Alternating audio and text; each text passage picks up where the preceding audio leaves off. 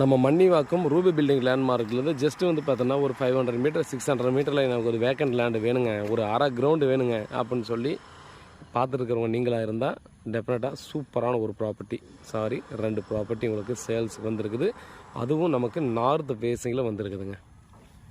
25 அடி ஃப்ரண்டேஜில் 50 அடி லென்த்து, மொத்தம் பார்த்திங்கன்னா ஒரு 1250 3020 1320 இந்த மாதிரி சைஸில் பார்த்தோன்னா 2 வேக்கண்ட் லேண்டு நமக்கு வந்து சேல்ஸு கொடுத்துருக்காங்க.